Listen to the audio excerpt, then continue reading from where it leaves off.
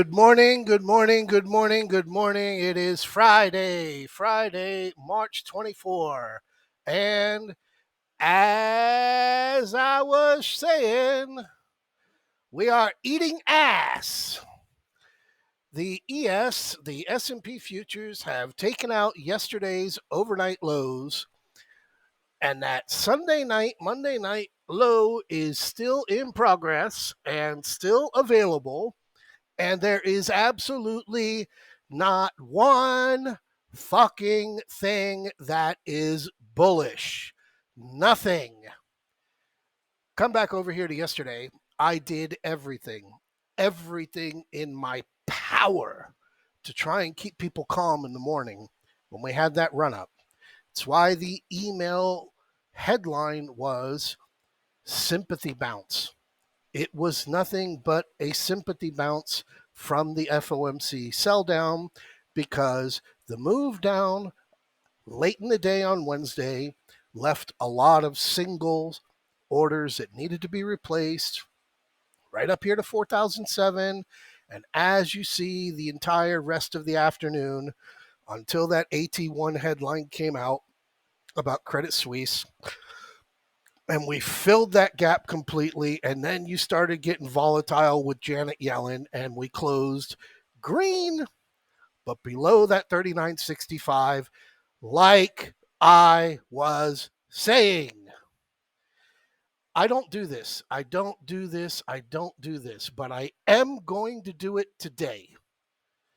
Granted, I'll run you through the spreads because every single spread paid full credit. Every single one. Except the one. The crazy trade. The crazy 39.45, 39.40. BB Scouts messaged me, got in it. He got $4 credit, took it off at $1. So he had $1 risk, and he took it off at $1. He made $3. So dollar risk, $3 profit. Dollar risk, $3 profit. Once that starts to click, you start to understand how to trade my zany loco trades and these risk trades, even though, like the risk trade that I had posted earlier in the morning, the risk safe-ish, 39.85, 39.80, you got 150% best entry. Worst case scenario, you made at least 30, 35%. Bear call spread, 32, got up to about 50. I think it got up to 60. Where was it? 43. There it was. 1147. I posted it there.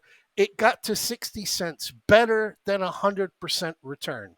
So again, I don't do this, but I am going to do it today because today is Friday. Mac.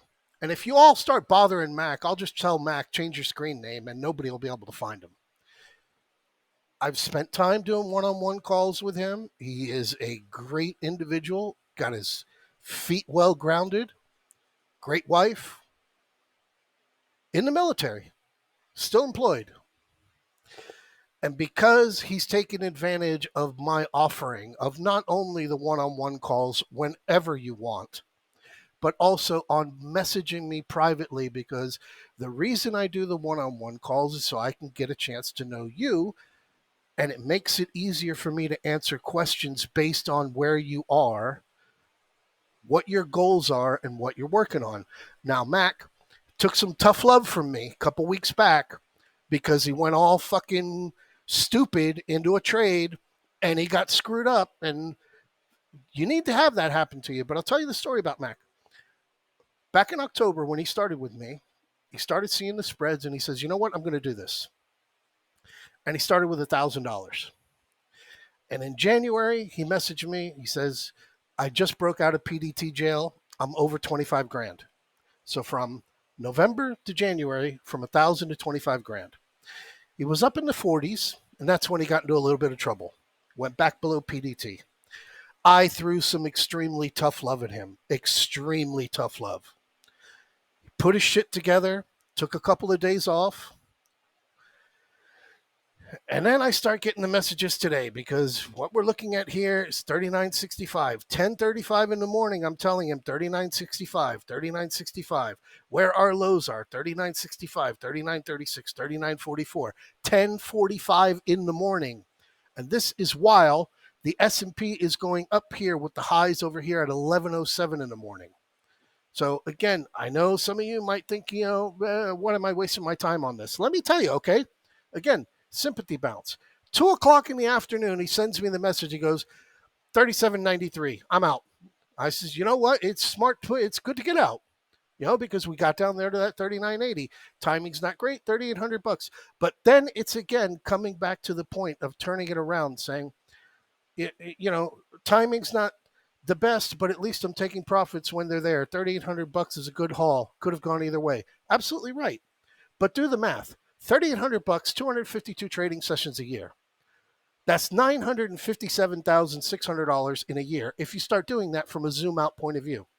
And the reason why I'm sharing this about Mac is because, number one, he's taken advantage of doing the one-on-one calls with me, which I offer to everybody who's a member. Number two, because he took the tough love, not me bashing him. He knew where I was coming from because I don't want anybody to fail. And because he knew where I was coming from, he was able to take the advice the right way.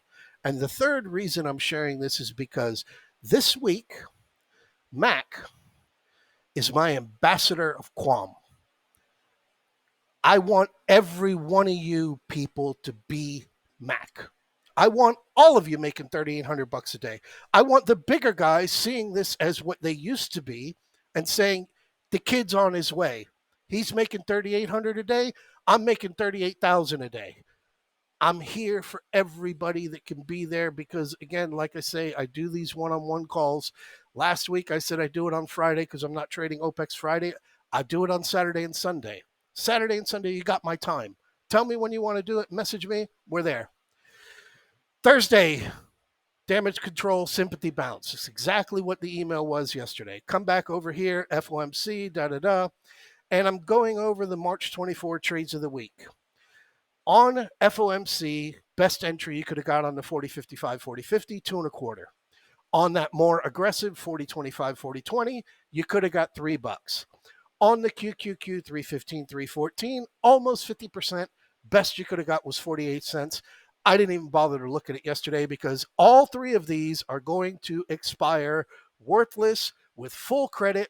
The 12th week doing these trades of the week, every single one of them coming out, ending the week, full credit. You want a day trade? You want to jump in and out every single day? It's as difficult or simple as you want to make it. All I can do is tell you what the pivots are and where we're looking at. And so here, going back over here and not wasting anybody's time, the IWM, the Russell 2000, has cut its head off. The S&P futures are well below yesterday's, well below the FOMC, and you don't need to be Elon Musk fucking rocket scientist to see lower lows, lower highs. We are going into the 3,800s, and I am not changing my target for the end of the month, beginning of April, that all of us already know about. The only problem, and I'm not here yelling, I'm just trying to be a little bit loud because it's Friday, and you know what? Fuck Friday. Is this fucking piece of shit QQQ where everybody's got all their damn money in. This thing won't fucking let go of anything, and it's making Kramer look like he's a fucking genius. We've been up above that Kramer tweet since Monday, since the Monday close, and the thing won't let go. This is starting to become a revenge trade. It's starting to become an anger trade. But the reality of it is when that pukes and when the Russell and the Dow, which are doing it right now, continue to pull on the legs of the NASDAQ, this bitch has nowhere to go but down to that 300 and more importantly to that 294.34. And I want to get a clean one. I don't know if I do. Wow, I do. I'm looking for that 294 area. I'm not looking for 286. I'm looking for 294. I'll zoom you out. That's where I'm looking for.